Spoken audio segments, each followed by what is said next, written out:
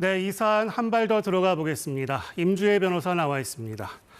윤석열 전 대통령의 재판과 김용현 전 장관 등의 재판이 병합됐습니다. 이거 좀 설명을 해주시겠어요? 재판이 병합됐다라고 하는 것은 결국 12.3 비상계엄이라는 동일한 사건을 대상으로 하고 있기 때문에 재판의 효율성 측면에서 이제 선고를 함께 하겠다라는 의미로 해석이 되는데요. 윤석열 전 대통령은 내란의 수괴다라는 혐의를 받고 있고요. 김용현 전 장관이나 노상원 전 사령관, 이들은 중요 임무를 담당했다라는 부분이 문제가 되고 있는데 이 8명, 이 주요 임무 종사자와 윤석열 대통령의 이 재판을 하나로 묶어서 앞으로 판단, 심리를 하고 이 결론도 함께 내리겠다라는 결정을 오늘 내리게 된 겁니다.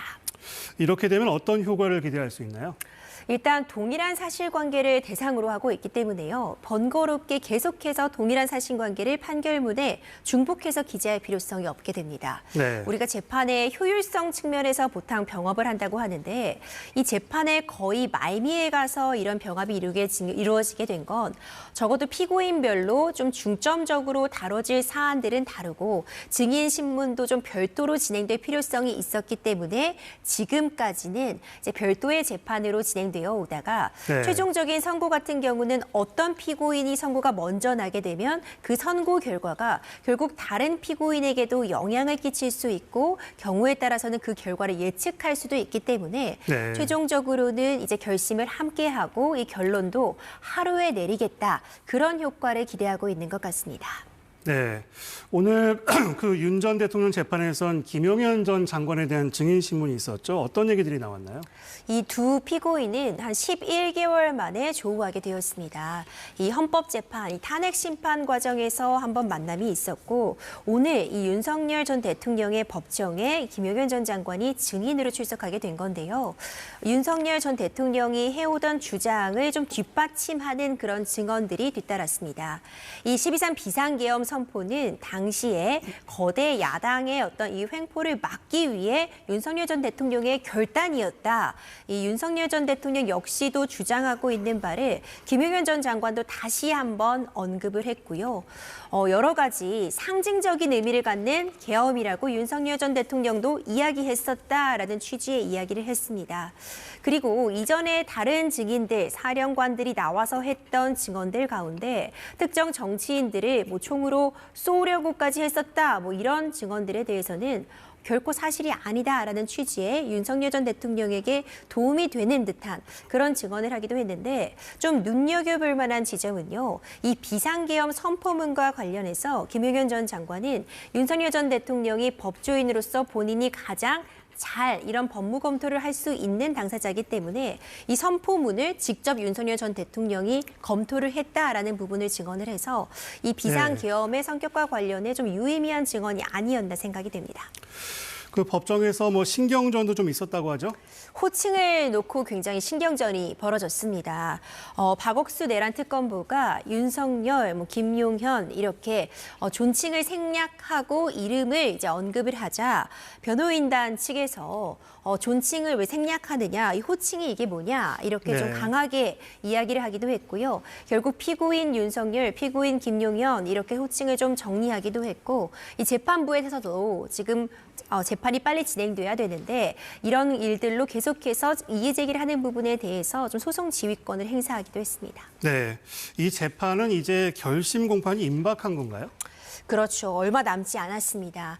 1월 5일과 7일에 이제 추가로 이제 공판이 열리면서 서증 조사 등을 거치게 되고요. 지금 예정되어 있기로는 1월 9일에 결심 공판을 진행하겠다.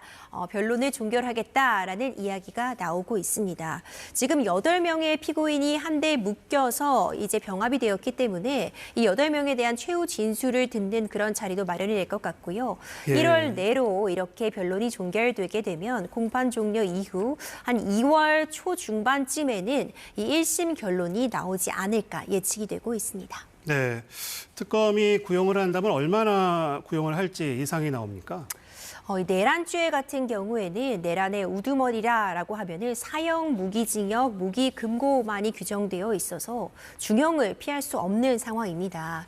그리고 내란의 주요 임무를 담당했다라는 부분이 인정이 되면 5년 이상의 징역에 처해질 수 있기 때문에 이 역시도 굉장히 높은 형량이 예측되고 있습니다. 좀 눈여겨볼 만한 지점이 한덕수 전 총리에 대해서 내란의 주요 임무를 종사했다, 방임했다는 부분으로 징역 15년이 구형이 된 상황이기 때문에 이 징역 15년 구형이 어느 정도 가늠자 역할을 하면서 다른 피고인들에 대해서도 유사한 형량이 나오지 않을까 생각이 됩니다.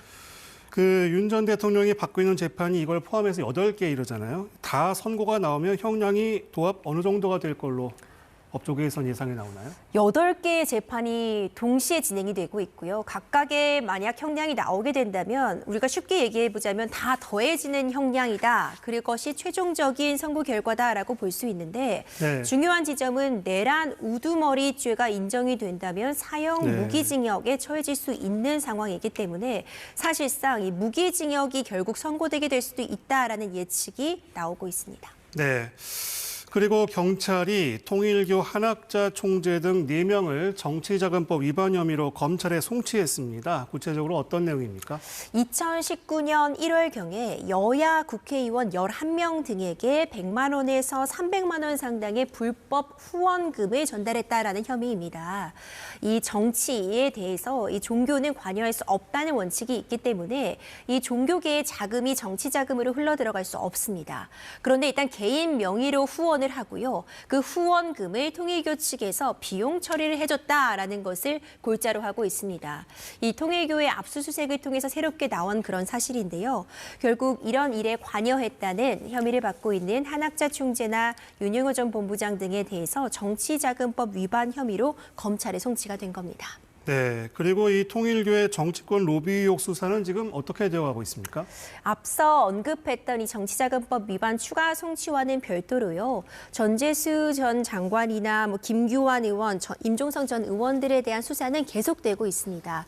공소시효가 얼마 남지 않은 것 아니냐라는 이야기가 계속 나오지만 일단 경찰 측에서는 사실관계 확인이 먼저다라고 이야기를 하고 있고요.